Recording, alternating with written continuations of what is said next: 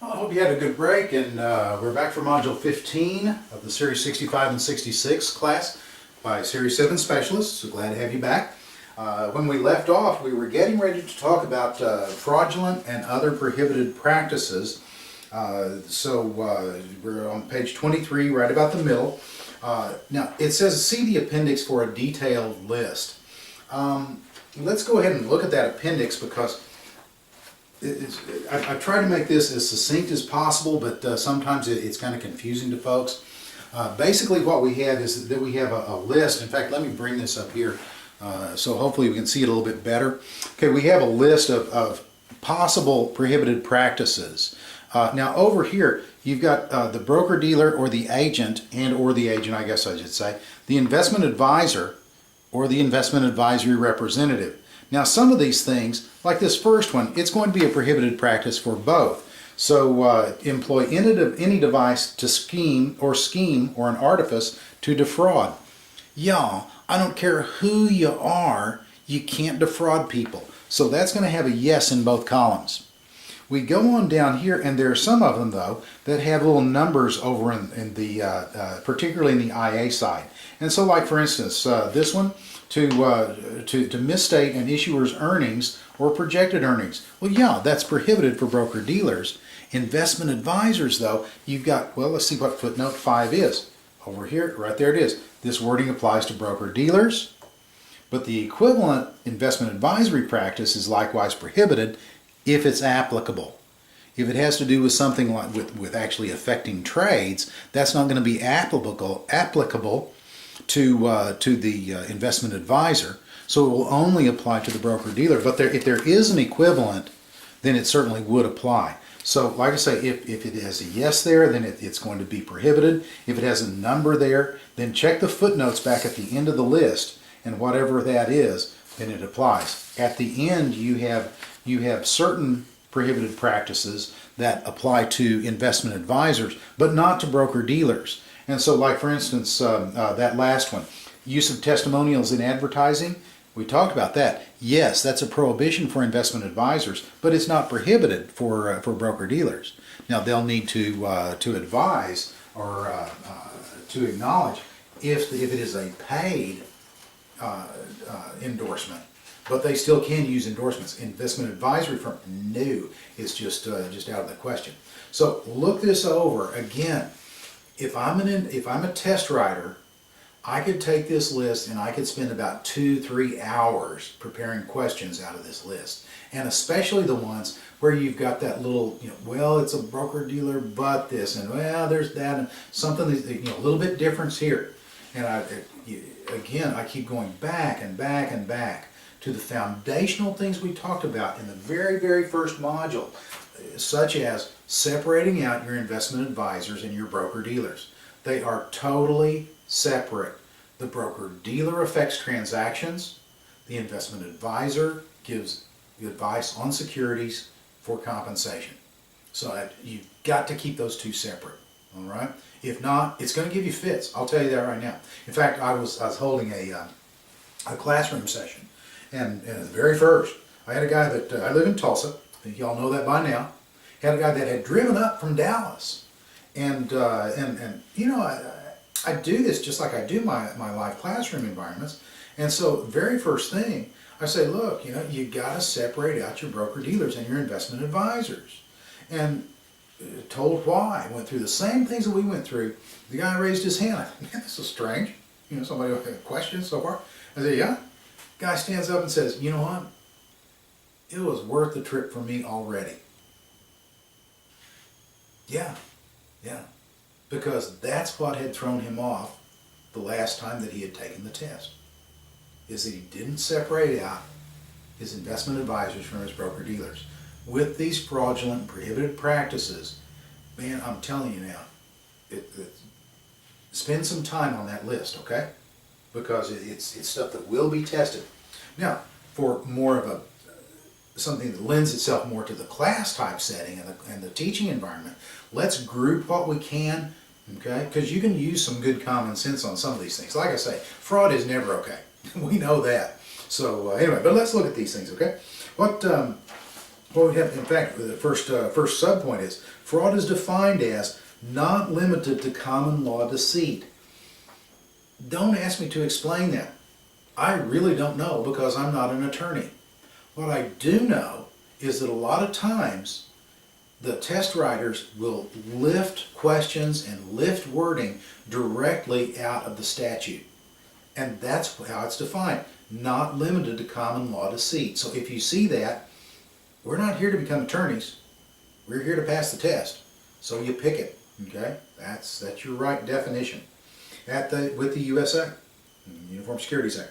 And all advisory contracts must be in writing. Remember, we didn't have that when we were talking about the federal law. Separate federal from state. We keep going back and back to these same ideas. Okay, let's see, no sharing in the performance of the account unless it's in accordance with federal laws. And so if you have an institution or a wealthy investor, then you can actually share, but like I said, it has to be in accordance with federal law. Now, if it's a question on state law and it doesn't go through chapter and verse of what the person has to look like, and remember, an institution is a person, okay? If it doesn't go through that chapter and verse, then assume that it's talking about just regular, ordinary, run-of-the-mill situations. And yeah, it's prohibited. Can't do it. And then no assignment without the customer consent, very, very similar to the federal law. Okay, so partnerships, we talked about that, the same consent slash informing. So if it's a majority number, assuming that it's equal distribution, or a majority interest, then you have to get that written consent of the customer to continue. Otherwise, you just notify the customers that the partners have changed. All right, then custody laws, again, pretty much the same as federal laws. The one difference is that net capital rule. Federal law does not have a net capital requirement for the investment advisor. USA does. Neither do for the investment advisory representatives. Okay, and I've seen it too many times on the test to not emphasize it again. Suitability, always going to be the most important consideration. And you've got to take into account the big picture. Include everything, financial, non-financial. All right, I mean, one thing that to this day, until I die, I'll feel bad about this trade. The person was totally financially able to do a short sale. And it was in an account that basically was a play account. They just wanted to learn about the stock market.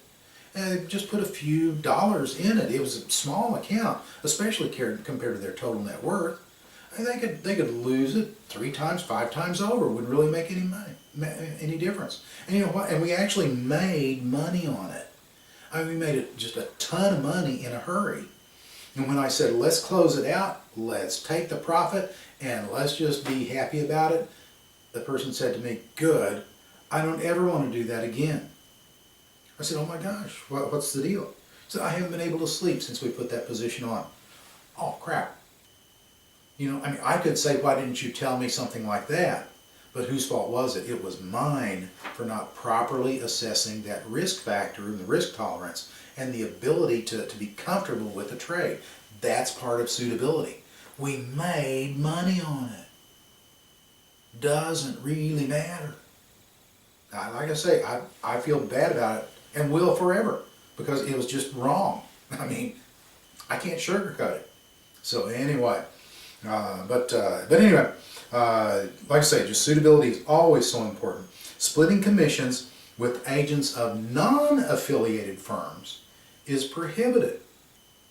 So if you work at firm A and you want to split with your buddy that started out there but then move over to firm B, I'm sorry, ain't happening. Not in this lifetime. Okay? What that would do is that it would put you in a situation where you would actually be an agent of 2 different firms. You can't do that. Okay? Now, you and I both work for the same firm and we want to split commissions. Cool. Let's talk to our manager. Let's put something down in writing and let's tell our compensation department, look, on these particular, where it's coded this way, you get 50, I get 50, whatever the split is that we come up with. All right? That's fine. As long as we're both registered and both with the same principal company, that's cool.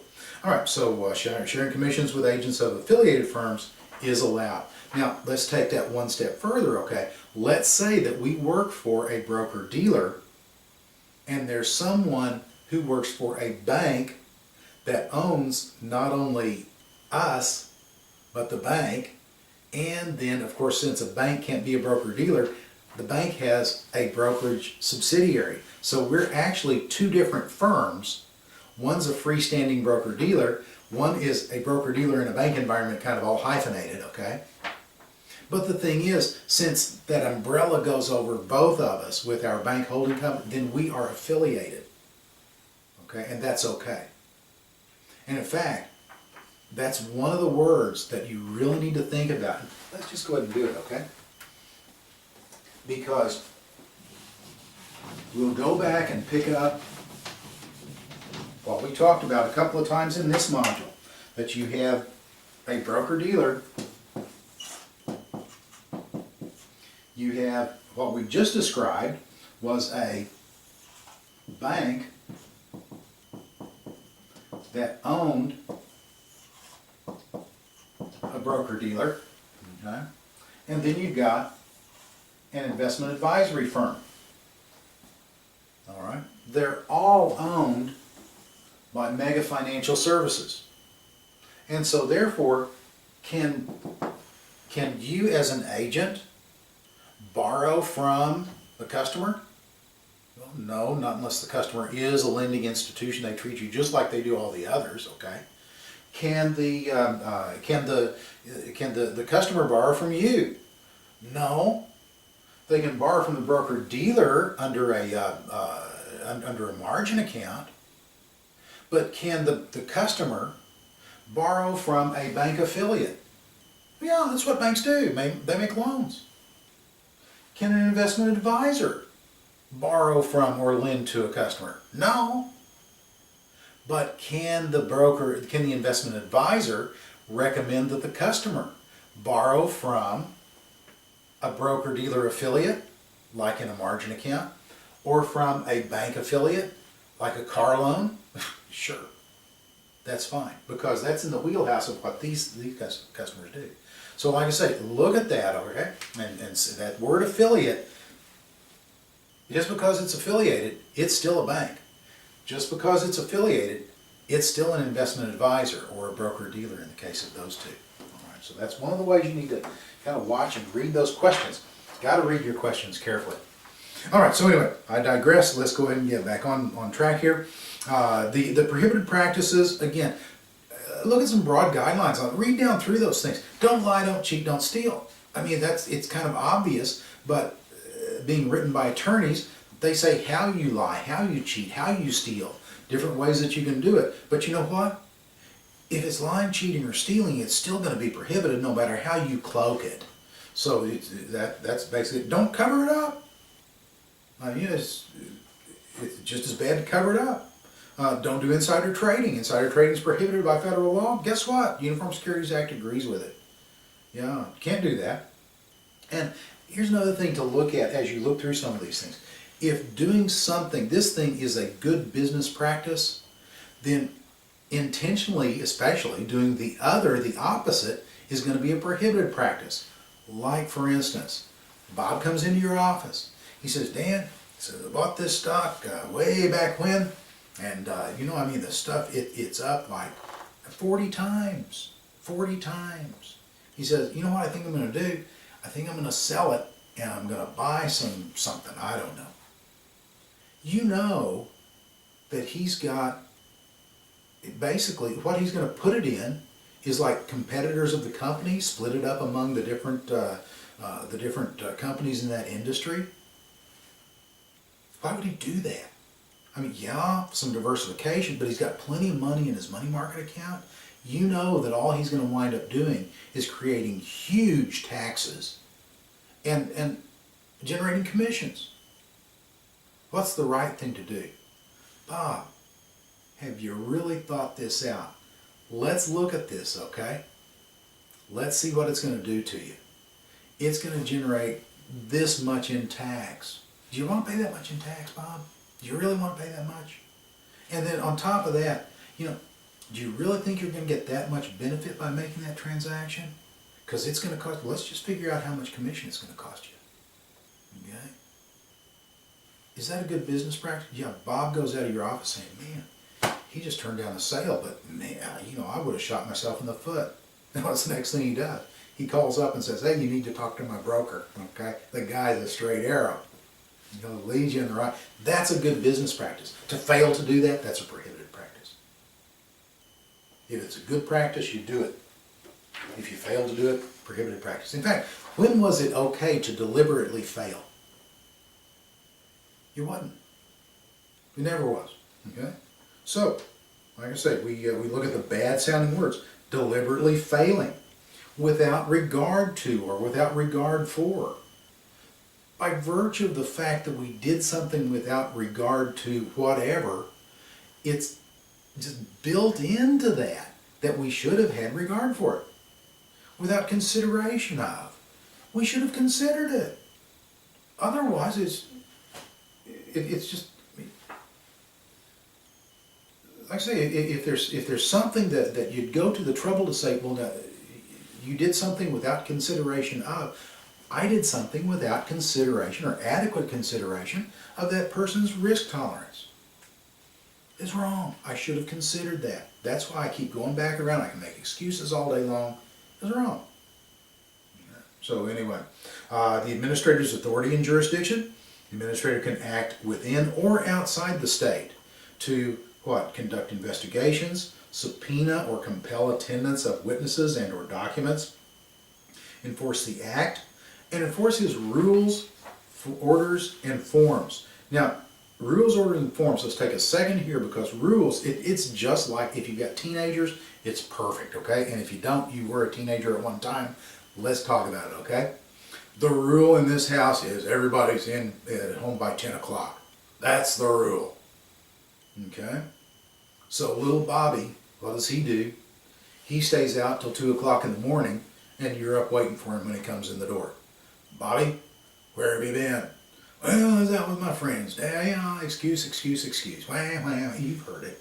Okay. Or you used it. I did, I know. All right. The thing is, what do? You say, Bobby, you're grounded. That's an order. Susie isn't grounded. Billy isn't grounded. But Bobby broke the rules. He has an order now that he's grounded. Okay? And then forms, basically, the administrator doesn't want you coming up with your own forms. He wants to know that he can look on this form, right there's what I need, and just go straight to it. Okay? So, rules, forms, and orders, all of which carry weight, equal to the law. Excuse me. Pardon me. Hang around these things long enough and you'll start to sneeze. All right, and then he can also obtain injunctions from courts of competent jurisdiction. What is the court of competent jurisdiction? What's it called? I don't know. I'm not an attorney. But I know that if it's a court of competent jurisdiction, then it's got jurisdiction and it's competent. So, fine, go with the flow. Be very wary if it says, with the one exception of like the appeal of federal SEC actions, which goes to the Federal U.S. District Court of Appeals. I mean, it tells you U.S. and appeals. But if it says district court or chancery court, I don't know what a chancery court is. Be very leery of that. You're not an attorney. You're not expected to know all of that. So anyway, maximum criminal penalties, $5,000 fine and 3 years in jail for criminal. And what would be something that would get a $5,000 fine maybe, F-R-A-U-D, that would be a criminal, with $5,000, 5 letters. And, oh, by the way, a 5-year statute of limitations for F-R-A-U-D. So 5 letters, 5 years statute of limitations. And just a real quick overview of the administrator's authority. The administrator obviously has administrative authority. Conduct investigations, accept paperwork, rule on the administrative things like making a registration effective, either for a person or for a security that's registered by qualification, those types of things. Okay, deny, suspend, investigate, issue orders. All of those are administrative duties That's what the administrator does, is administer the law, help to enforce the law. But the administrator, if there is that criminal action, the administrator brings criminal actions. Now here's what I mean by that. Administrative. I'm going to investigate, I'm going to subpoena documents and people, I'm going to obtain testimony, and then what I'm going to do is I'm going to put that all in a big banker's box, and I'm going to take it over either to my district attorney or my state's attorney general. I'm going to say, there are criminal offenses going on here, and so have the police arrest him, because the police do the arresting, and then I'm bringing these charges. The DA or the attorney general will actually prosecute, and the court system then will impose those criminal penalties. It's not for the administrator to impose criminal penalties. That's the courts. And then the administrator really does not have any civil authority, because civil suits, those are for monetary damages, and nobody damaged the administrator. Okay, the buyer of the security was damaged. And so like I say, the buyer is who's going to bring the civil suits, civil cases, and the administrator, if there's any way the administrator can help, then sure, provide some information, but maybe as a friend of the person who's been wronged. But like I say, no civil authority. That's up to the person who has been harmed in the situation. So anyway, I tell you what, we're probably at a point where it'd be nice to take a break, so let's just go ahead and shut this module down. We'll come back and start picking up with the civil liabilities, judicial reviews, and then wrap up on the Uniform Securities Act. So we'll see you then after the break, and thanks again.